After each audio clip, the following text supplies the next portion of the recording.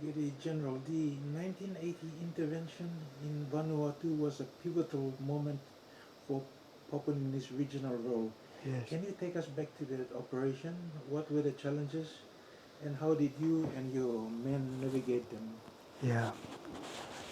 I think uh, uh, liberation of Vanuatu uh, into one colonial government, the British, was probably the biggest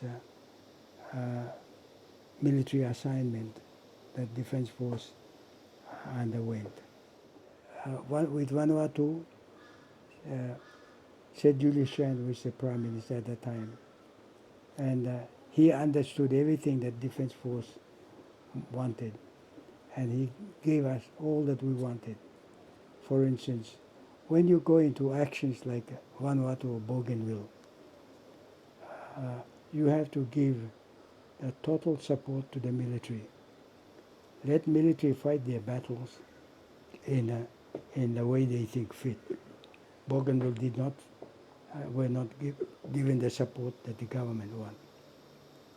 You put the nation on a war footing, and the nation cuts all the budget and concentrates on the war. Julius Chan did that. He stopped all the project. He stopped all the funding of unnecessary diversionary uh, projects, concentrated on funding the military in Vanuatu deployment.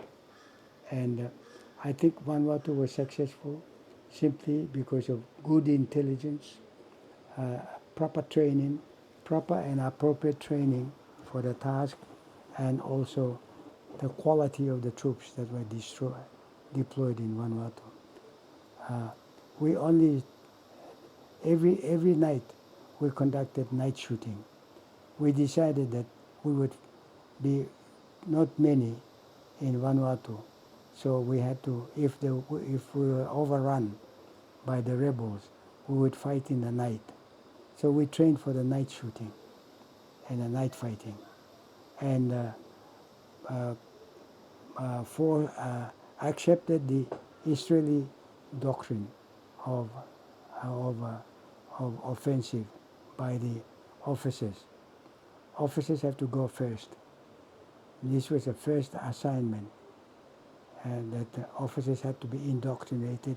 Officers had to accept it, that in whatever action they have to lead, and lead with competence, and lead with decisiveness, lead with their body and soul. And so that was, unfortunately, we didn't have enough time to implement thoroughly that doctrine. But that was copied from Israeli doctrines. And so I think the success of Vanuatu can be attributed to having the force having met all the rules and the criteria for war. We had the mobility, we had the surprise element, we were upbeat in individual capability. We trained to a point where I said in my earlier statements that the troops should shoot and kill a mutmut. It's a bandicoot. If bandicoots were running in front of them, that's how good the troops were. And only the best troops who shot well at night time were selected. And that was proven. And all the good intelligence were, including the American intelligence, including our own intelligence, including whatever people knew about Vanuatu situation. We combine all that and a good leadership. We found solutions to those requirements of the war.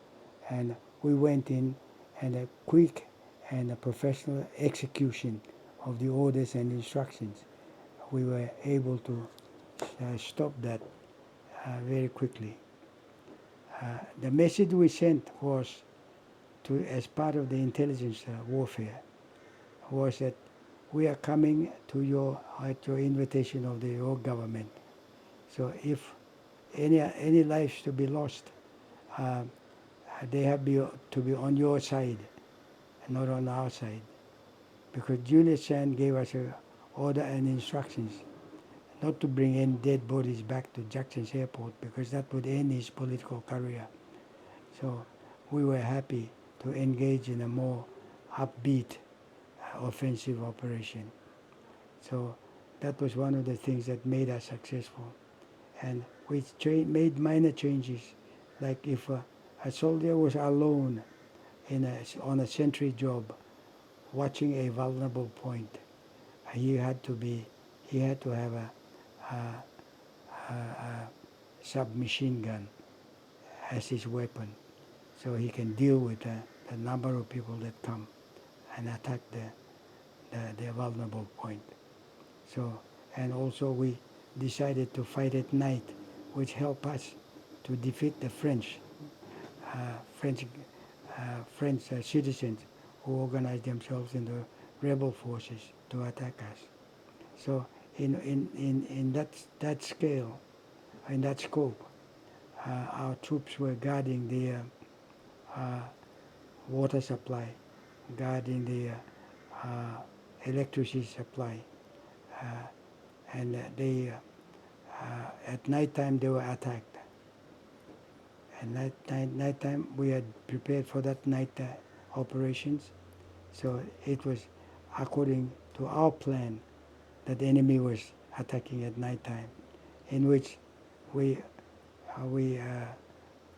dealt with them severely, and that was on the third or fourth night, and when the French were suffered, and the action took place at 9 o'clock at night, and at 2 o'clock in the morning, the French farmers carried their wounded over to the French hospital.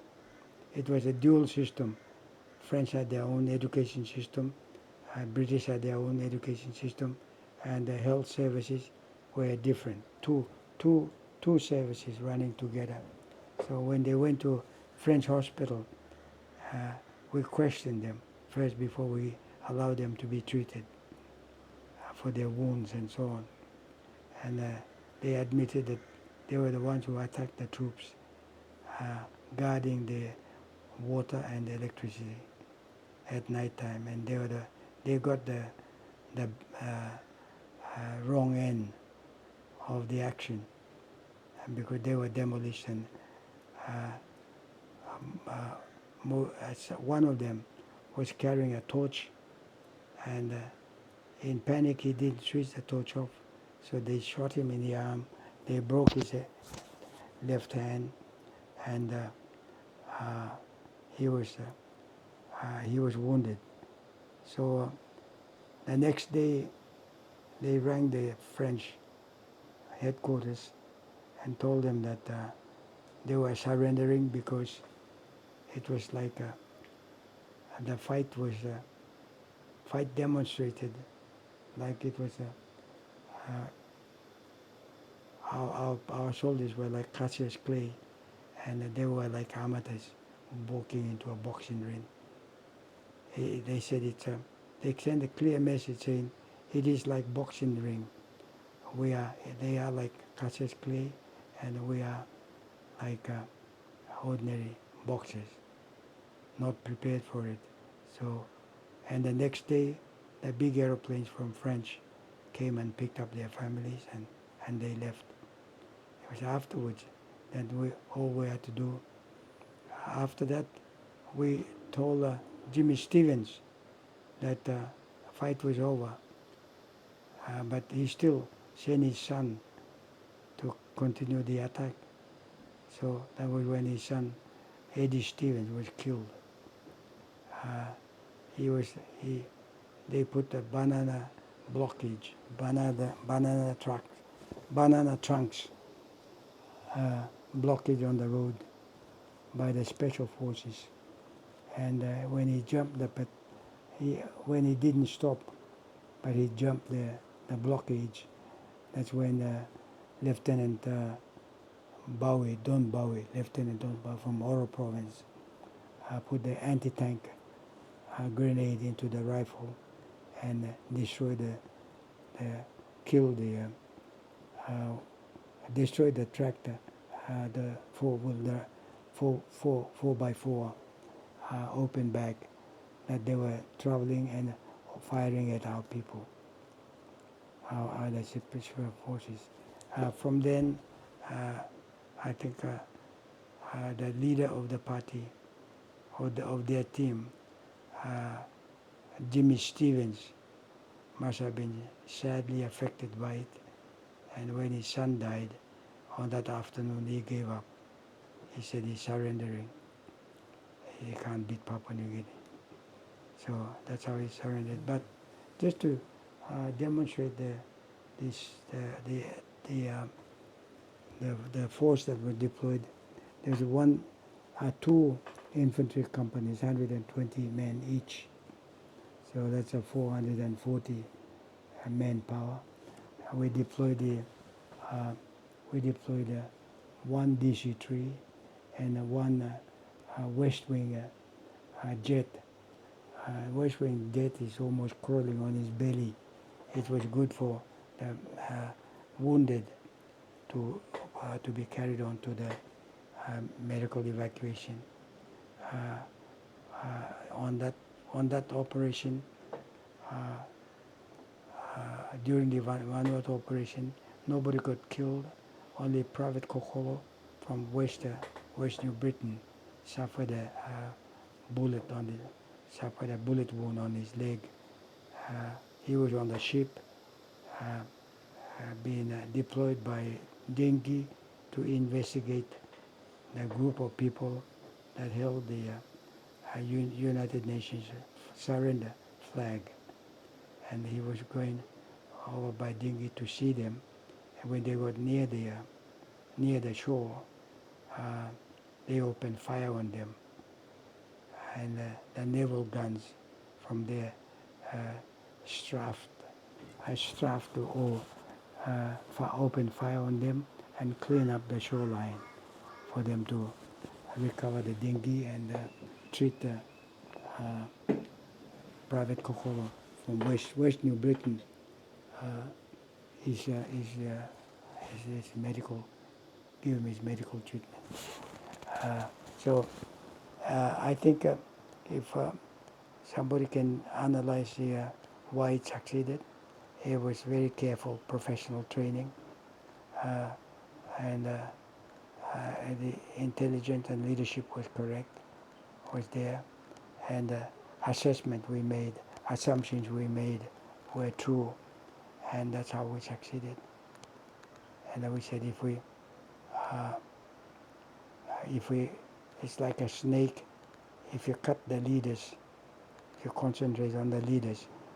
But the snake tail is that if you kill the head, destroy the head, the body and the tail are useless. So we had to do that. We had to practice that. We were going to deal very hard on a foreigner from Tonga who headed the revolution. He was a foreigner in Vanuatu, not near Vanuatu, starting the rebel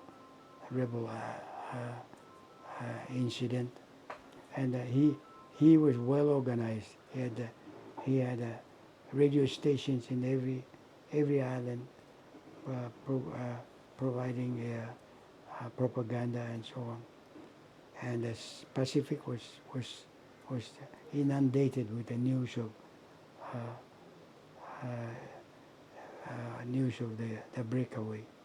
They blew all the bridges linking the south, and so under those conditions, I think the Defence Force was very happy that we had good leadership and precise orders, correct instructions, correct equipment to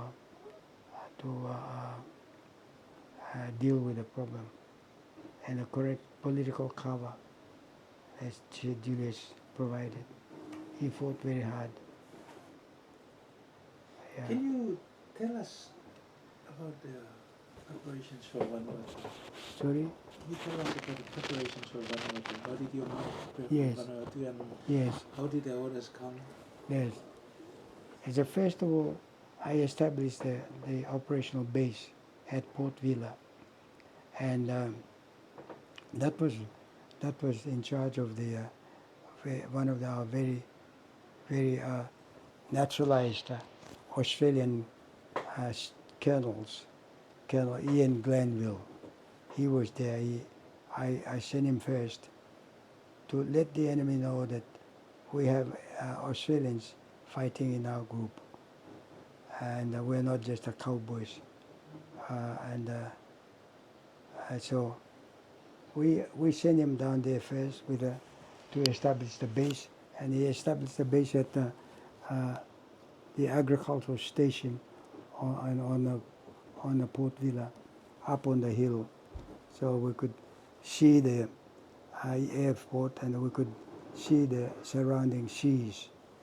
And then we organized the Americans to oversee the sky and the waters. So on the day of the operation, which was scheduled for 2 o'clock, that we would land and we would take change from French and British guards to our PNGDF force. That was scheduled for 2 o'clock. But based on the intelligence from Americans that there was a ship bound for Santo carrying a cargo that is heavily metallic with some guns and some heavy fire weapons arriving before 2 o'clock. So we actually canceled the 2 o'clock arrival, but we landed at 6 o'clock in the morning. And the first troop landed about 6 o'clock, right on the target. And as the aircraft slowed down, they all jumped out of aeroplane and formed into fighting formations and moved towards the airport control, and the airport was taken first. And from there, we moved down to the main town center. One company moved down to 120 men, moved down to center, and at lunchtime, the sentries were put on the hotels and vulnerable points. And in the first day of arrival, a troop carrying rebels arrived and attacked our sentry, one soldier, on guarding the Vietnamese restaurant. There was a restaurant, and that soldier, I have no reports where he came from, but whether A company or B company. But that soldier, according to Israeli doctrine, he did not run for cover, but he stood where they fired for him, and automatically opened up his automatic rifle to spray the bus, and he wounded the driver, he wounded the co-driver, and he dealt with the others in the bus, and the bus turned around and it went back to where it came from, and it was found about 500 yards away from the restaurant that the soldier was guarding. So that was the first action. The second action was on the hill. Our standing patrol was already dug in. This is about 3 3 nights after we had been there, and when a team of about 9 European farmers approached them, they came in the front, and then the end position say, open up conversation, saying good night, Wantok, and they responded with fire. So then our soldiers opened up in dark and attacked them, and they disbanded, badly wounded. But the preparation were done in-house at Tarama, and a beer company who came down from Wewak, and I put them through, the Tony Huai, who was the director of land ops, put us through on the mechanical range, and he gave all of us, he gave 12 bullets each, and the target would pop up, and you had 2 seconds or 3 seconds to deal with it. And if they shot 9 or better, they were qualified to come to Vanuatu. If they shot less, I told them that I didn't want dead bodies to come back in plastic bags to Jackson's airport, which was which echoes the instruction given by Sir Julius Chan, that he did not want to see any dead bodies coming back. So the way you rate the efficiency of a soldier is by way of his shooting. That's a life and death for him. He may fire too early and miss, and then after which he could be shot. So he had to be sharpened up intellectually, emotionally, and agility-wise, he has to be good. So they're the type of soldiers I picked to come to Vanuatu. So they comprise the 2 groups of 2 companies, and that's where we went. Singarok was in with one of the groups as a lieutenant leading one of the platoon there. And there were some people who some officers went, some were in that group. When it comes to combat, we maintain the Israeli doctrine, and that is whether you're a big officer or not big officer, you have to undergo every test that the soldiers are going to go through. So I went through first. They gave me 12 bullets. I put 12 bullets on the target, and I said, the soldiers laughed, and they said, "Oh, you're commander, you win finish, you can go first." They knew if they shot below 9, I couldn't accept them. I didn't want to carry body bags into the Jackson's airport. So I put 12 bullets on the target, and anybody who came to Vanuatu either put 12 bullets or 11 or 10 or 9. That's all. That's the limit. So the measure of their shooting ability means life and death to them. So that's what I emphasize on. I emphasize on fitness. To punish the enemy more, you got to be fitter than him. You got to think when you're tired. When you got to be fitter than himself, so you can outlast him. So these are the aspects of battle indoctrination that you inculcate or inject in a soldier, and soldier has to know why he's fighting there, and so we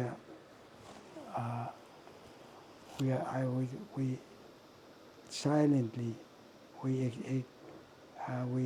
told them, silently I mean without the media knowing, or with the public knowing, you tell them that we are fighting for the British to unite and that they can be under control of the British government. We were then seen to be, we clearly defined the bounds. So it fired them up a little bit. And that's how they were so effective. So soldiers' performance is and attitude are very important in battle. He must know why his life is being put on the clothesline for the nation, for the cause. That is important. So I think that everything, all the requirements were fulfilled, and I think it went like a clockwork orange, a clockwork. It went like a clockwork. There were no additional help to seek. Australians were very good. They gave us Queensland approved Cairns hospitals, and any of the Cairns and hospitals nearby, reachable from Villa, by our medical evacuation group. They agreed to accept and that we're very grateful for that. We're grateful for the way Australia stands behind us on the operations such as that. So, can you tell us at the very beginning how did it all start, the whole Vanuatu, and tell me a bit about the involvement of then Prime Minister Sir Julius Chan?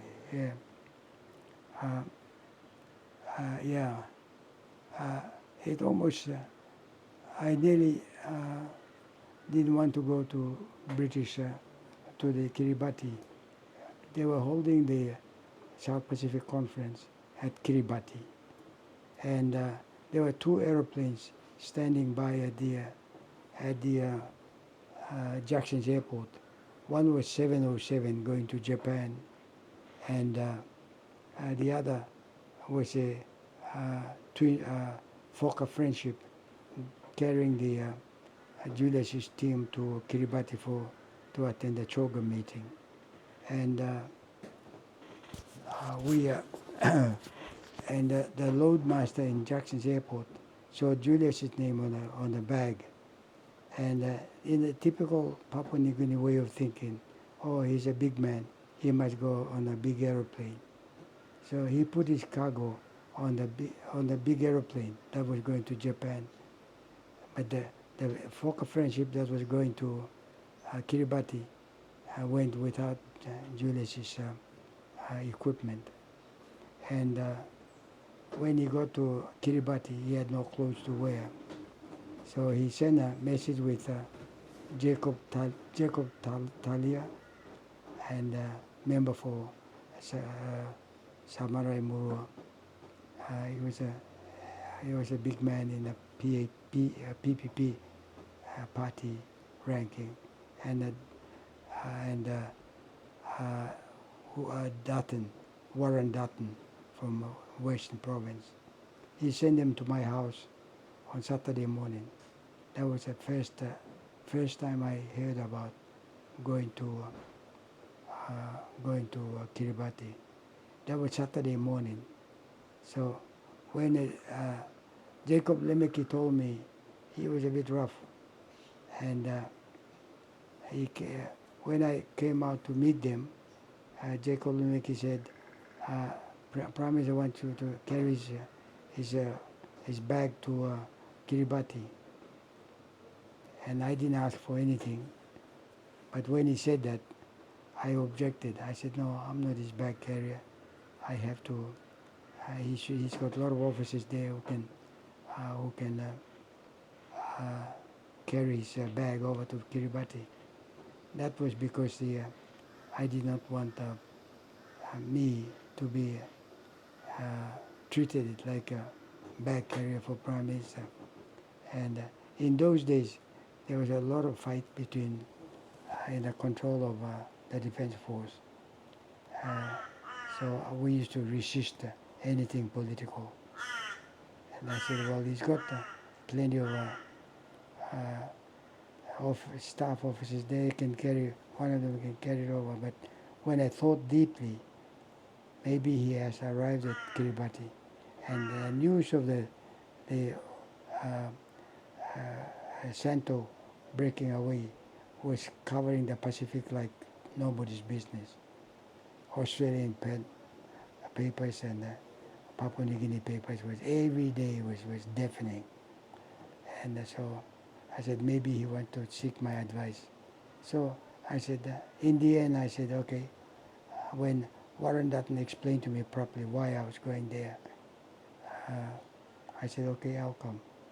So we went in a government aircraft, Kumul 1.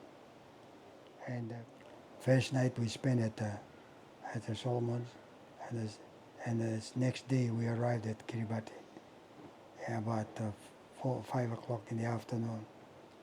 And Sir Julius met me at Kiribati, and the first question I asked him was that,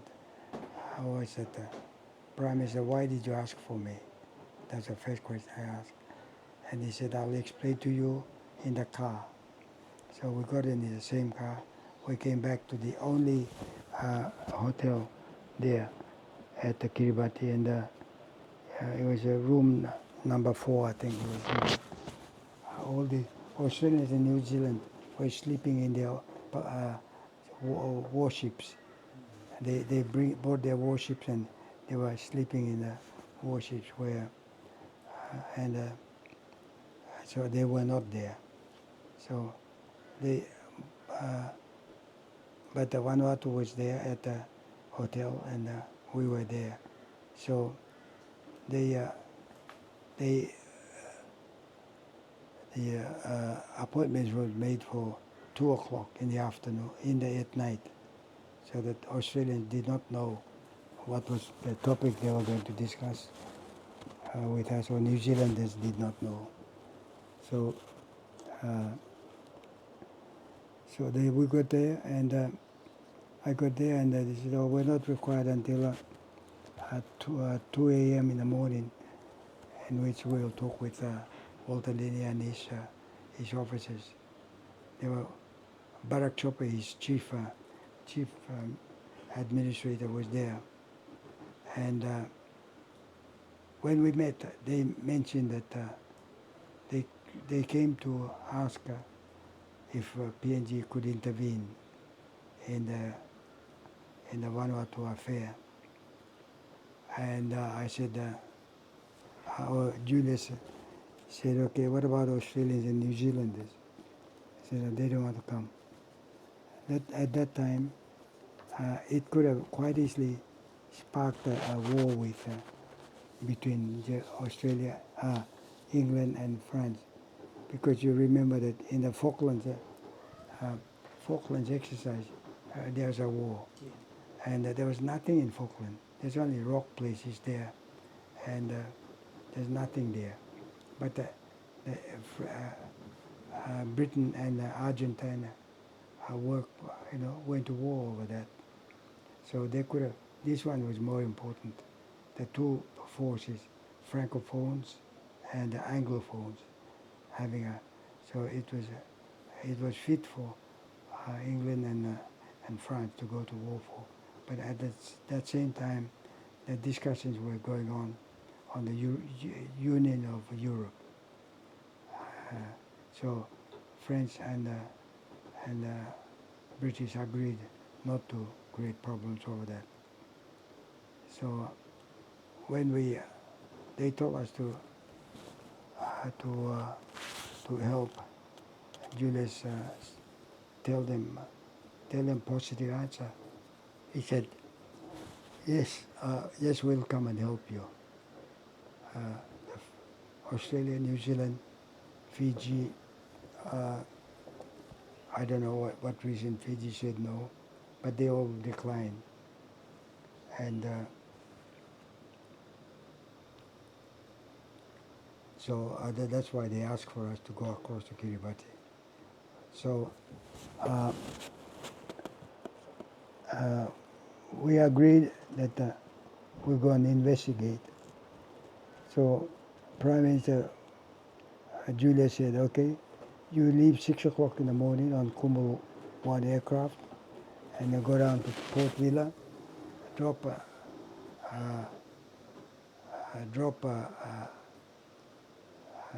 Barak Shope. He was a chief minister, Walter Lin is executive officer, and then he'll get the Security Council organized for you to meet with them tonight or that night. So we did that. We got on we left at 6 o'clock, and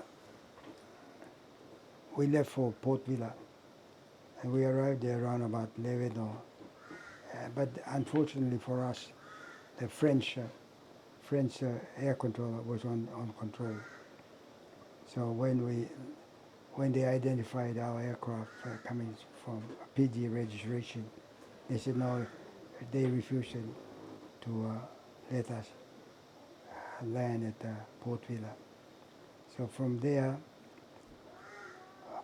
pilot and I were talking about where to go next, what's the next move. We wanted to go to New Caledonia, which is nearby. We couldn't go there. French would say no. And the only way for us was to return to either Solomon Islands and loan the out ship there. But there were no fuel there for us to refuel. So we could be stuck there for days. So we didn't want to go Solomon. So we took a chance to go down to Fiji. And the pilot briefed us, he was an Australian. He said, the only option we have is to go to Fiji. But he said, we have to fly very high. And if we run out of fuel, we'll have to, we have space to glide down. And hopefully we can land near the shores of Fiji. So we took a chance to go down to Fiji, to that Nandi airport. And that was a risky business. So pilot said, he said he can make it, but we could, if we hit a storm, that's the end of us, because we don't have fuel to navigate the storm. So I said, okay, well, we have to test the fly high, and then high enough for us to glide to near the, and drop in this near the land. So that's how we went. It was a risky business all the way. And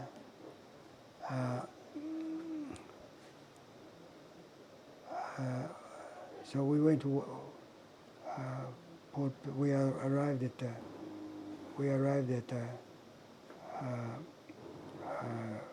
the airport, international airport, and as we were going up towards a fueling station, the fuel ran out. So God saved us there, and we're lucky. And next day, we went to French office there. We got permission to drop off Barak Chope at the Port Vila. So we got permission from him. So they informed the French that we were coming to drop off French Japan, which they had earlier refused. So we went and dropped off, and when we dropped off at Port Vila again, our pilot declared our aircraft unserviceable, and we have to get the Australian engineers to come and have a look at it, because maintenance of that aircraft was designated to cancer engineers. So that was really not, that was actually a maneuver, not. So we got there. We got 2 days spare with that. We drop off, and we gathered there. Mr. Who's Who in Vanuatu after independence attended the security meeting. So we briefed, and from the briefing, I felt that the force could do the job, but there would be some casualties. So we informed the Prime Minister in Kiribati, and then the Prime Minister, when he got back to PNG, he announced that PNG would be helping Vanuatu to restore order in Santo. So that's how it started. It started all nearly with all the problems, and so it was a risky business. Okay, General, looking back, Okay. what do you consider your greatest achievement as PNGDF commander? But I think nothing surpasses the deployment in Vanuatu. Vanuatu was the greatest show of force and the greatest achievement region-wise, the Commonwealth-wise, and the world-wise knew about it because of the massive information produced by the proponents of the trouble, and the information service that was dished out was very effective, and we had known that Santo was gone, but we had to resurrect it. So that would probably be the greatest achievement of the Defence Force. And I think that is the reason that the King Charles mourned the death of Sir Julius Chan. Sir Julius Chan did very well in opposing the opposition. That was very aggressive and very experienced. But I think the gods will prevail in the last minute, and we were able to go to save our friends. And I think Papua New Guinea politicians should learn from how Vanuatu is managing the union of two entities, two colonial entities. They have, when they have the when they have Anglophone, which is English Prime Minister, they have Francophone, the French leader, as a deputy, so that the administration of the two territories is in line with the history, and Vanuatu appreciates now our intervention and the role that PNG played in uniting the country together. And I think the British were prepared to face the independence issue where the French wasn't. And that was understandable because French, they don't go through independence for their territories. They make them members of the French citizens. So that was a break in Vanuatu.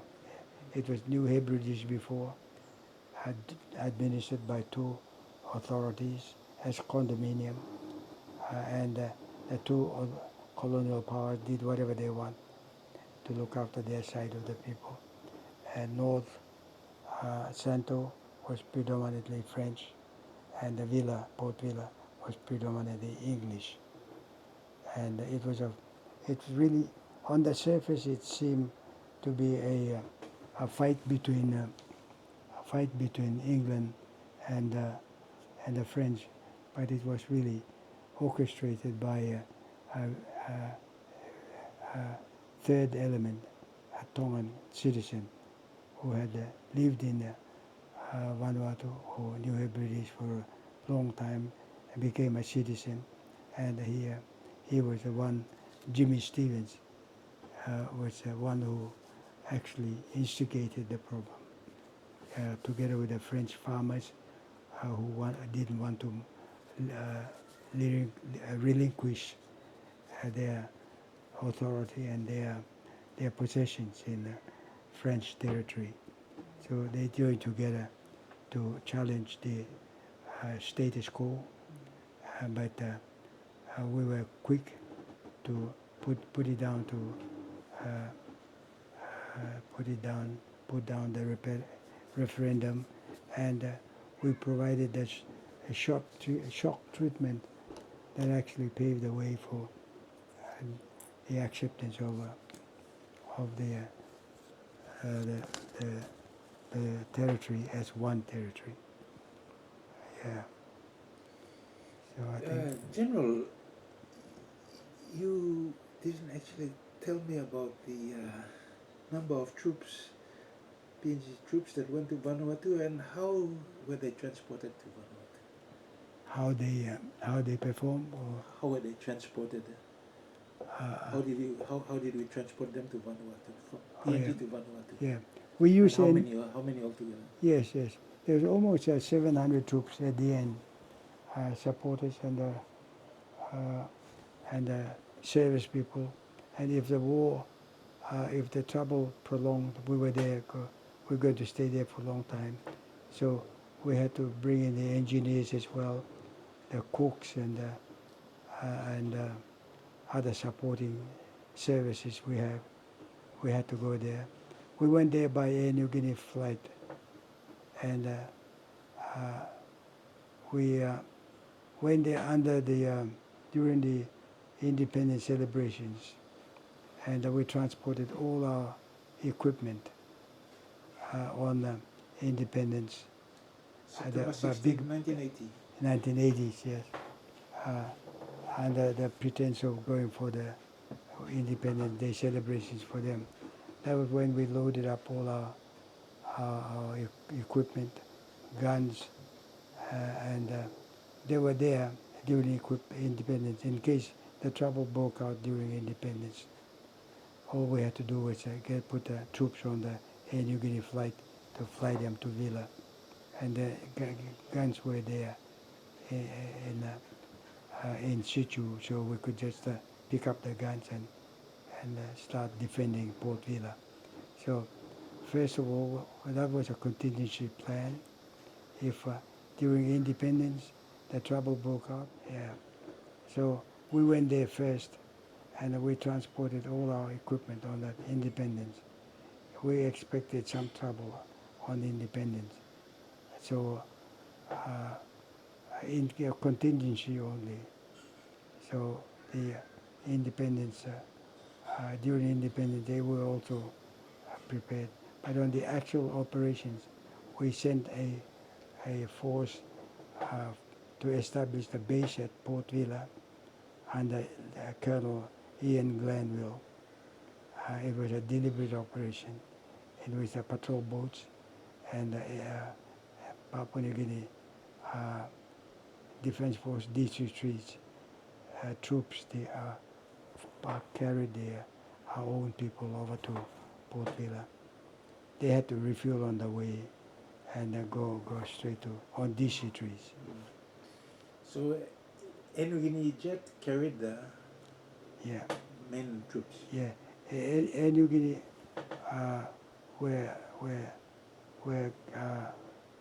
were used as a contingency. During the deployment, some went on Air New Guinea, some went on our own aeroplane. When the actual fight started, some went on our own Defence Force DC-3s. 4 of them were serviceable.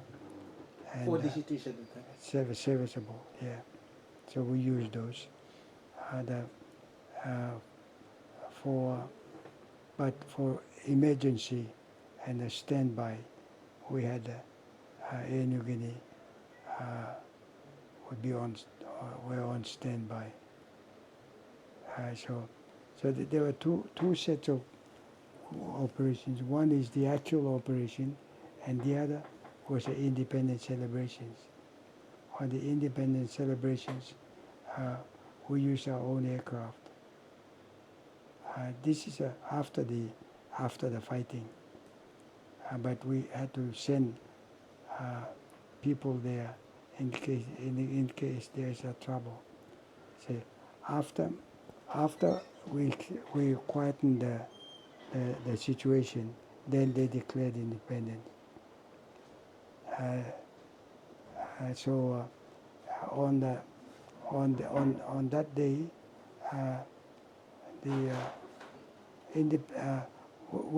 let me put it this way: in any Air New Guinea became our strategic asset. So we use them as a standby, or whenever there is a shortfall, where we can't use DC-3s, we use the Air New Guinea. Where we can use our own troops, our own aircraft, we use our own aircraft. And so the entire, about three battleships were, patrol boats were deployed, 3 of them, to safeguard, patrol the coast in case Jimmy Stevens escaped. Which boats were those? Well, one was, the patrol boats were, Aitape was one. I know that was commanded by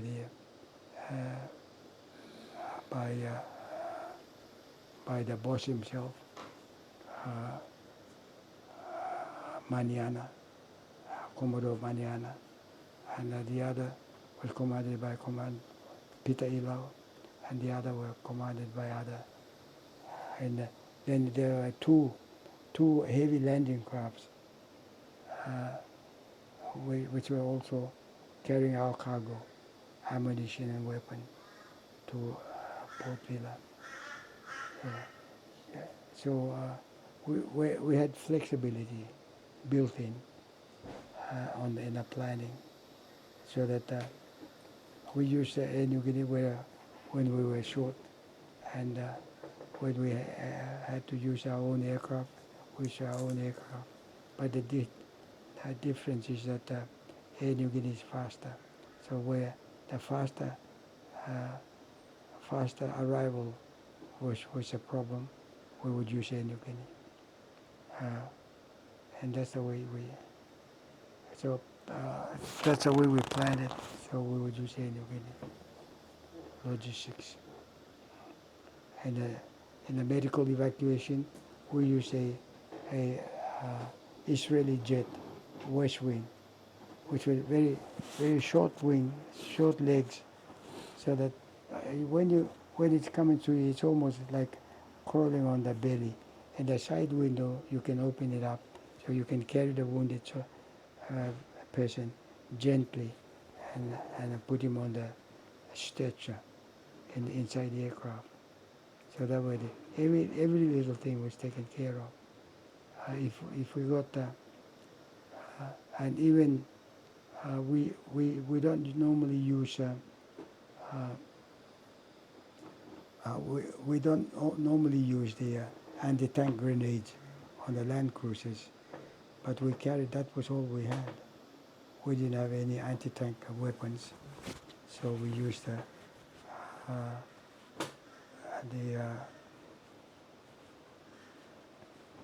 we used a smaller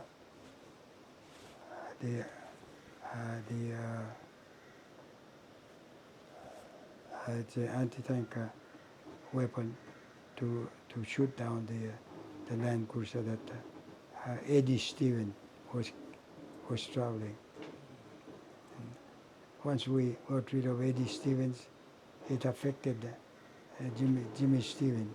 He lost his son, and that next night he surrendered.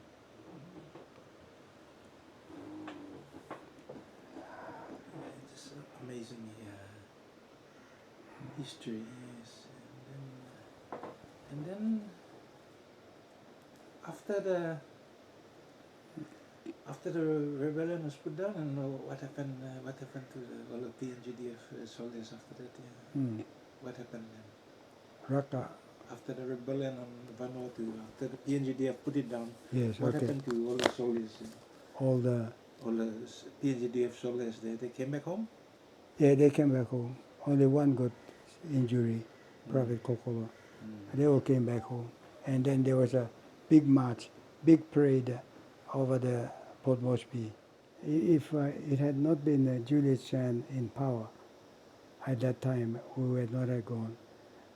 Papua New Guineans are very, very scary on undertaking international roles, and they don't want anybody to be killed and to be blamed for it. Put everything Julius Chan did to try and send us over there was honorable, and yeah, and they issued the Vanuatu medal, to which I received one for on behalf of the Kumul Force. Is that the one up there, the Yeah. certificate up there? Yeah, I got a picture of that here. yeah. When during Sir Julius Chan. lying in state in Parliament a couple of weeks ago, and I noticed that you were very emotional after that, and it was captured by a lot of media. So can you just tell us just your thoughts on the passing of Sir Julius? Yes, yes. Sir Julius is a deep thinker and also a strategist. Deep thinker and a strategist, and he's a bit like a military guy.